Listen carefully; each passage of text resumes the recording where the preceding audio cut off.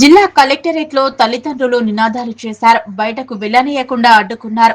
చేసేది లేక collector car దిగి ఛాంబర్ లోకి వెళ్లగా కలెక్టర్ ను వెంబడించి ఛాంబర్ ముందు బైఠాయించి పెద్ద ఎత్తున నినాదాలు చేశారు.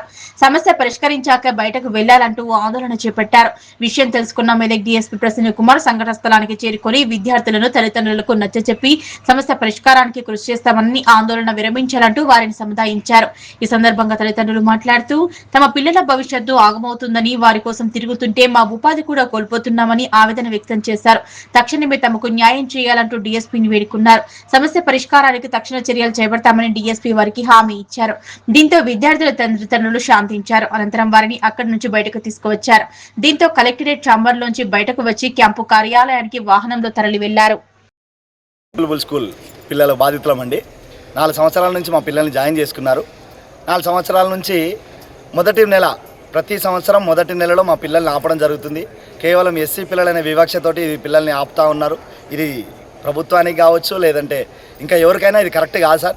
పిల్లల మీద ఈ వివక్ష అనేది మంచిది కాదు. పిల్లల యొక్క చదువును భవిష్యత్తును మీరు నాశనం చేస్తున్నారు. మాకు సాయం చేయండి అని మేము 4 సార్లు కలెక్టరేట్ తిరగడం జరిగింది. కలెక్టర్ గారు కూడా వినతి పత్రం ఇవ్వడం జరిగింది. అయితే ఈరోజు జరిగిన విషయం ఏంటంటే కలెక్టర్ గారు మాకు సానుకూలంగా స్పందించి ఆయా స్కూళ్లకు గవర్నమెంట్ ఉద్యోగుల్ని లేదంటే ప్రభుత్వం వారిని కలెక్టర్ ఆఫీస్ నుంచి జనాలను పంపించడం జరిగింది, ఆఫీసర్లను పంపించడం జరిగింది. కలెక్టర్ గారు మాకు సానుకూలంగా స్పందించినట్టు మాకు కనబడతా ఉంది. అయితే ఇంకా మంచిది. మేము ఒక విషయం ఏం చెప్తున్నామంటే సార్, ఈ సంవత్సరంలో జరిగినటువంటి ఈ సంఘటన మళ్ళీ రిపీట్ కావద్దు.